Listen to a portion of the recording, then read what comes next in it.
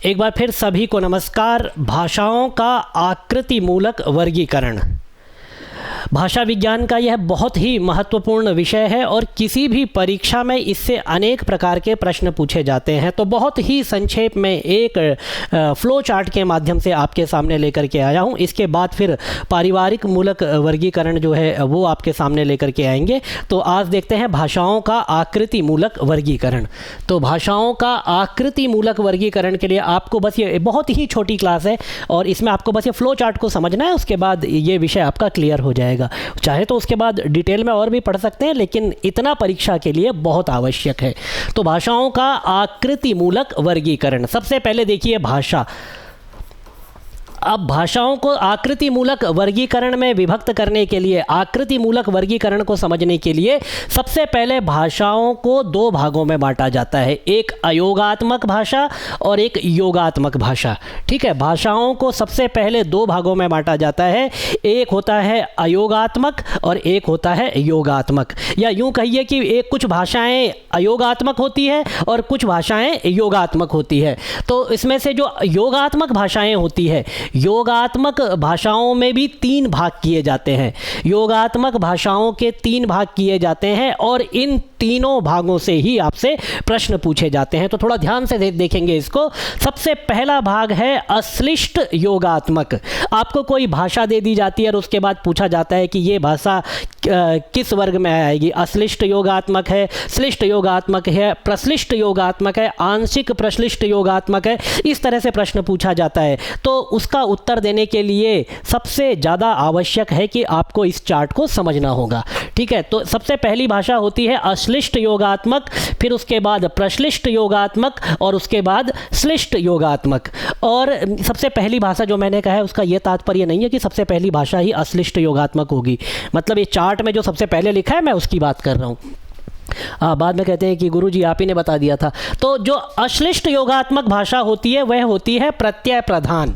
ठीक है, इसको याद कर लीजिए। अश्लिष्ट योगात्मक भाषा जो होती है वह प्रत्यय प्रधान भाषा होती है और प्रश्लिष्ट योगात्मक जो भाषा होती है वह समास प्रधान होती है और श्लिष्ट योगात्मक भाषा जो होती है वह विभक्ति प्रधान होती है। इसी में संस्कृत आती है, क्योंकि संस्कृत भाषा कैसी है, विभक्ति प्रधान भाषा है। ठीक है, आइए उसके बाद जो है ये तो हो गया भाषाओं का, योगात्मक भाषाओं का। अब सबसे पहले आया था यहाँ पर अश्लिष्ट योगात्मक। तो अश्लिष्ट योगात्मक का थोड़ा सा वर्णन देखिए। अश्लिष्ट योगात्मक के चार भाग किए जाते हैं। सबसे पहला होता है ये जो अश्लिष्ट योगात्मक भाषा है यह प्रत्यय प्रधान भाषा होती है। यहाँ देखिए लिखा हुआ है प्रत्यय प्रधान भाषा। ठीक है, और इसके चार भाग किए जाते हैं। सबसे पहला है पुरः प्रत्यय प्रधान। ठीक है, पुरः प्रत्यय प्रधान मतलब सबसे प्रीफिक्स कहते हैं जो पहले लगाया जाता है। ठीक है, तो पुरः पहले जो प्रत्यय लगाए जाते हैं तो पुरः प्रत्यय प्रधान यह भाषा होती है। अब पूछा जाता है इसमें कि अश्लिष्ट योगात्मक भाषा कौन सी है और जुलू भाषा आपको दे दी जाती है वहाँ पर। ठीक है, ऑप्शन में। तो आपको सही उत्तर लगाना है। जुलू जो है अफ्रीका की एक जाति है। अब मैं तरीका भी बता देता हूँ कैसे जुलू याद रखना है आपको। जुलू अफ्रीका की एक जाति है, इसीलिए यह अफ्रीका खंड की भाषा है। ठीक है, अब जुलू जो है, कभी आपने देखा होगा कि कभी अगर भारतीय क्रिकेट टीम अफ्रीका जाती है तो वहाँ पर नटाल और जुलू के अगेंस्ट जो है एक वैसा जो वार्म अप मैच खेलती है। तो वहाँ से आप याद रखना अफ्रीका में जुलू जो है प्रजाति रहती है और उन्हीं की भाषा का नाम जुलू है और यह भाषा बांटू परिवार की भाषा है। ठीक है, जुलू जो है अफ्रीकी भाषा है, बांटू परिवार की, यहाँ बांदू परिवार लिखा, बांटू परिवार या बांदू परिवार की यह भाषा है। और अश्लिष्ट योगात्मक भाषा है, उसमें भी पुरः प्रत्यय प्रधान भाषा है। वैसे पुरः प्रत्यय प्रधान ये पूछा नहीं जाता है। अश्लिष्ट योगात्मक और उसके बाद बांटू परिवार की भाषा कौन सी है, जुलू भाषा। इस तरह से प्रश्न आपसे किया जाता है। या तो आपसे अश्लिष्ट योगात्मक भाषा कौन सी है यह पूछा जाएगा, या फिर बांटू परिवार की भाषा कौन सी है यह पूछा जाएगा। ठीक है, फिर भी पुरः प्रत्यय प्रधान आप लोग ध्यान रखिए। आइए आगे बढ़ते हैं। उसके बाद आती है मध्य प्रत्यय प्रधान भाषा। तो मध्य प्रत्यय प्रधान भाषा कौन सी है, तुर्की भाषा। ठीक है, तुर्की भाषा और संथाली भाषा। बहुत बार यह प्रश्न आया है, अश्लिष्ट योगात्मक भाषा पूछा जाता है निम्नलिखित में से कौन सी है, और आपको दे दिया जाता है तुर्की। तो तुर्की का क्वेश्चन अनेक बार पूछा गया है। संथाली भाषा का प्रश्न अनेक बार पूछा गया है। तो हमें ये दो भाषाएं याद रखनी है। पहले तो हमें क्या याद रखना है कि ये अश्लिष्ट योगात्मक भाषा भाषाएं हैं दोनों, संथाली और तुर्की। और उसके बाद अगर इतना और याद रख पाओ मध्य प्रत्यय प्रधान है तो वह भी ठीक है, वह भी अच्छा हो जाएगा। आइए आगे आते हैं। अंत प्रत्यय प्रधान, जिनके अंत में प्रत्यय लगता है उनमें है अंत प्रत्यय प्रधान में है तुर्की। तुर्की भाषा मध्य प्रत्यय प्रधान भी है, अंत प्रत्यय प्रधान भी, और द्राविड़ परिवार की जो भाषाएं हैं वह अंत प्रत्यय प्रधान होती है। अब आपको ध्यान क्या रखना है, ये देखिए, अंत प्रत्यय प्रधान द्राविड़ परिवार जो कि भारत में से प्रारंभ होता है, और तुर्की भाषा जिसको टर्किश लैंग्वेज बोलते हैं, तो ये आपकी मध्य प्रत्यय प्रधान भी है तुर्की, और अंत प्रत्यय प्रधान भी है। लेकिन आपको याद क्या रखना है, अश्लिष्ट योगात्मक भाषा कौन कौन सी है। सबसे पहले जुलू, ठीक है, उसके बाद आपको रखना है संथाली और तुर्की, और उसके बाद आपको याद रखना है तुर्की और द्राविड़ परिवार। तो ये भाषाएं जो है अश्लिष्ट योगात्मक भाषाएं हैं। इसमें ये बांटू परिवार की भाषा है जुलू, ये भी आप याद रख सकते हैं। और सर्व प्रत्यय प्रधान जो होती है उसमें न्यू गिनी की अफोर भाषा, New Guinea, Papua New Guinea है ना, PNG बोलते हैं उसको शॉर्ट में, तो पपुआ न्यू गिनी के जो एक परिवार है न्यू गिनी परिवार, वहाँ की पपुआई परिवार बोलते हैं उसको, पपुआई परिवार की जो भाषा है अफोर, वो जो है सर्व प्रत्यय प्रधान भाषा है। सर्व प्रत्यय प्रधान आप याद रखिए, बहुत अच्छी बात है, नहीं तो अश्लिष्ट योगात्मक भाषा में अफोर भाषा को भी आप याद रखिए। आइए अब आते हैं प्रश्लिष्ट योगात्मक भाषा। बहुत ही महत्वपूर्ण विषय है ये, क्योंकि इसमें से जब प्रश्न आते हैं तो बार बार जो है आदमी घूमने लगता है इधर उधर कि क्या उत्तर होगा। एक बार ये फ्लो चार्ट याद कर लीजिए, सब कुछ क्लियर हो जाएगा।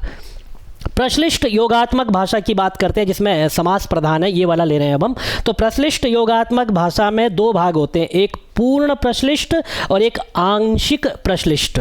ठीक है, तो जो पूर्ण प्रश्लिष्ट भाषा उसमें आती है चेराकी और ग्रीनलैंड की एक भाषा है, इसको एस्किमो भाषा भी बोलते हैं। ठीक है, एस्किमो भाषा या थोड़ा सा हो सकता है, अब जगह जगह जो है विदेशी नाम है तो उच्चारण बदलता रहता है, हो सकता है कुछ और नाम भी इसका, क्योंकि मैंने एक जगह और देखा है, अभी मुझे याद नहीं आ रहा है वो क्या नाम है। अब कहो तो देख करके बता देता हूँ क्या नाम है। एक नाम और इसका कहा जाता है,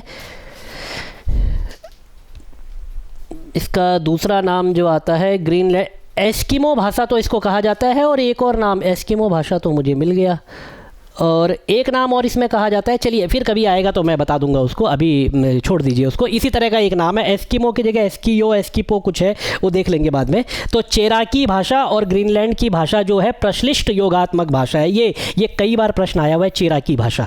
ठीक है, चेराकी भाषा, इसमें से पूछा जाता है प्रश्लिष्ट योगात्मक भाषा निम्नलिखित में से कौन सी है, और ऑप्शन में चेराकी या चैराकी, दोनों तरह से आपको ये मिल सकता है। तो चेराकी या चैराकी जो भाषा है वह आपकी प्रश्लिष्ट योगात्मक भाषा है। और उसके अलावा आंशिक प्रश्लिष्ट में आती है बाक्स भाषा। तो बाक्स, या फिर इसको कई यहाँ बाक्स लिखा हुआ है, बास्क भी लिखते हैं।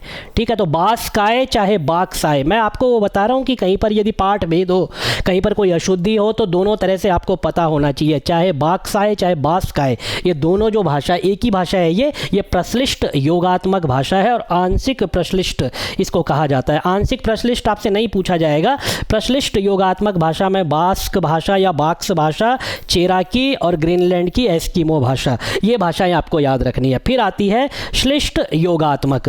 तो श्लिष्ट योगात्मक भाषाएं दो तरह की होती है, देखिए यहाँ लिख देता हूँ नीचे, शायद आपको ये दिख नहीं रहा है। तो श्लिष्ट योगात्मक भाषा में सबसे पहली होती है संयोगात्मक। ठीक है, संयोगात्मक जो भाषा होती है उसमें आपकी आती है संस्कृत। श्लिष्ट योगात्मक भाषा, देखिए श्लिष्ट योगात्मक भाषा की बात कर रहे हैं, विभक्ति प्रधान भाषा। तो संयोगात्मक भाषा, इसमें जो है श्लिष्ट योगात्मक का जो पहला भाग है बहिर्मुखी। ठीक है, तो बहिर्मुखी जो भाग है उसमें पहली भाषा आपकी आती है संयोगात्मक संस्कृत, और दूसरी आती है यहाँ पर वियोगात्मक। ठीक है, ये वियोगात्मक होती है। तो वियोगात्मक में आपकी आती है हिंदी। ये दोनों ही श्लिष्ट योगात्मक भाषाएं हैं। बहिर्मुखी भाषाएं, जब श्लिष्ट योगात्मक, जब बहिर्मुखी भाषाओं की बात करें तो उसमें संयोगात्मक भाषा होती है संस्कृत, और वियोगात्मक भाषा होती है हिंदी। और जब अंतर्मुखी की बात करें, ये अंतर्मुखी यहाँ पर आपको दिख रहा होगा, अंतर्मुखी की बात करें तो संयोगात्मक इसमें जो भाषा होती है, अंतर्मुखी में जो संयोगात्मक भाषा होती है वह होती है अरबी। अरबी भाषा को याद रखेंगे, ये भी श्लिष्ट योगात्मक भाषा है। और जब वियोगात्मक की बात करते हैं, इसमें वियोगात्मक भाषा की बात करते हैं तो तब लिखते हैं हम हिब्रू। ठीक है, तो ये इस तरह से ये जो आपका पारिवारिक वर्गीकरण है, भाषाओं का परिवार मूलक वर्गीकरण है। इतनी भाषाएं आपसे परीक्षा में पूछी जाती है और इतनी ही भाषाओं में से आपके प्रश्न बनते हैं। आपको सामान्य रूप से, अब आप इसके बाद टेक्स्ट तो चाहे भोलानाथ तिवारी पूरा पढ़ लें या फिर डॉक्टर कपिल देव द्विवेदी का पूरा पढ़ लें या और भी कहीं से कुछ प्राप्त होता हो उसको पढ़ लें। टेक्स्ट आप पूरा पढ़ सकते हैं ताकि कोई चीज़ अगर छूट रही हो तो वो भी आपसे हो जाए, नहीं तो इससे बाहर पारिवारिक मूलक वर्गीकरण से आपसे प्रश्न नहीं पूछा जाएगा।